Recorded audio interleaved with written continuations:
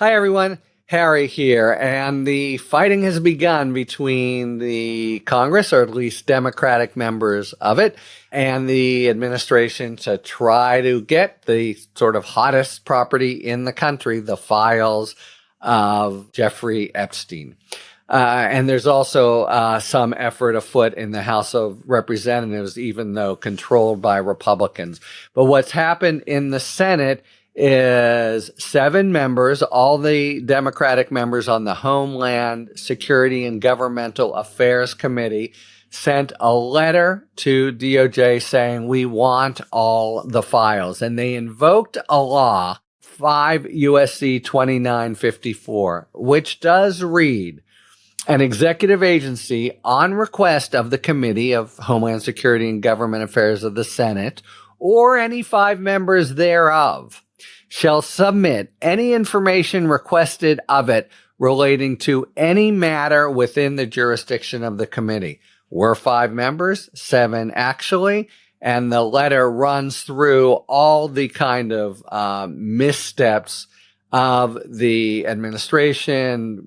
Bondi saying, oh, files on my desk, we're going to be releasing them, all the way up to the reveal, which was, oops, we got nothing. But since then, obviously, there's a really strong focus and a really strong resistance on the part of the administration, and that's the kind of eye of the hurricane that is the Epstein scandal. Now, let me just talk about it legally for a moment. So the law does say what they say it says. Executive agency, that would be the DOJ, on request of, or any 5 members thereof, shall submit any information requested of it relating to any matter within the jurisdiction of the committee. Now, the Homeland Security and Governmental Affairs Committee, it's not a criminal investigative committee. It really has oversight of the efficiency and the economy of all agencies. Are they running well? Are the trains on time? So that's going to be a first kind of pushback from the administration. This is not your kind of stuff, but that's not what the law says, right? The law says that, is it within the jurisdiction of the committee? And the, jurisdictions of committee are expressed in pretty broad fashion. And I think, can make a case that the mere transparency here, all the sort of suspicion that now falls on the administration for having, bobbed and weaved and double talked, and then not provided transparency. The trip of Todd Blanche, the secret trip down to see Ghislaine Maxwell in Florida, all give rise to, let's say, a arguable concern within the jurisdiction of the committee. I think where the fight here, however, is going to come will have to do with standing and the political question doctrine. Stick with me.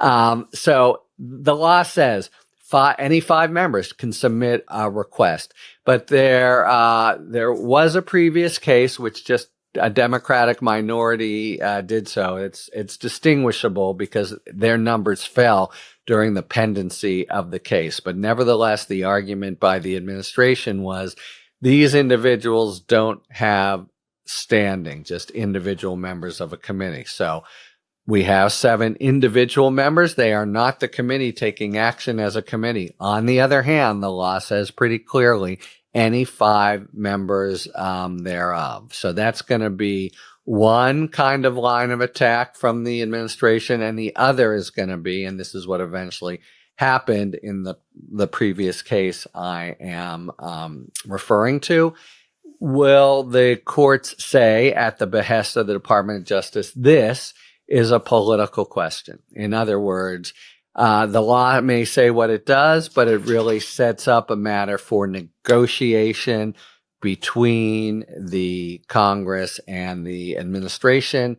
And it's not the sort of thing that has the standards that judges can really sink their teeth into and decide who wins and who loses. And indeed, it's true that in the past, these kinds of disputes have tended to proceed by negotiation. It's just been worked out one way or another. But this is a completely intransigent and confrontational administration, and B, we don't know, but the contents that the members are looking for could be completely the stuff to make an already burgeoning scandal just rage completely out of control. We know that Bondi told Trump that his name's in there several times, I think were her words, and we don't know what's in there, and they don't want them to know what's in there. I think that much seems pretty clear. So you're going to have the administration fighting this and fighting it at the level of they don't have standing, or this is a political question. But what normally ensues there, some kind of good faith negotiation, is unlikely to be what they have in mind.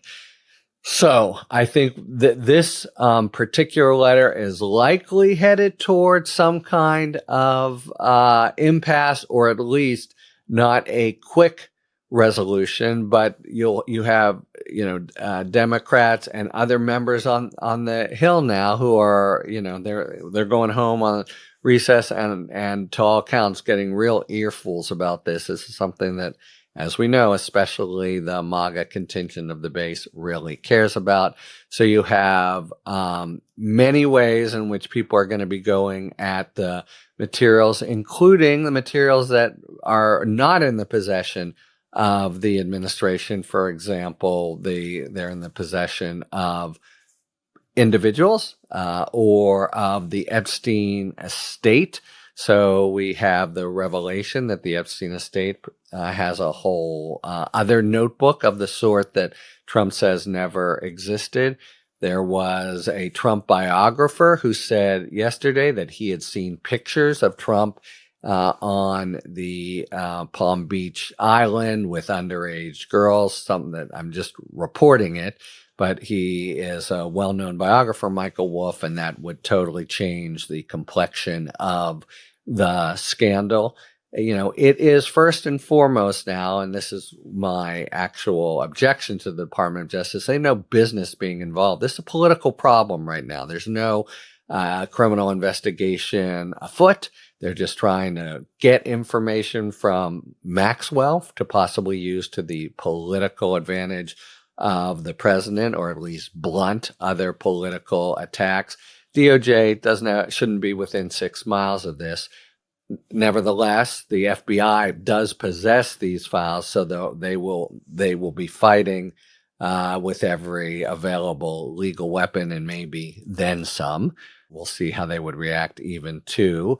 Would it be an ultimate impasse if the courts ordered them to turn it over?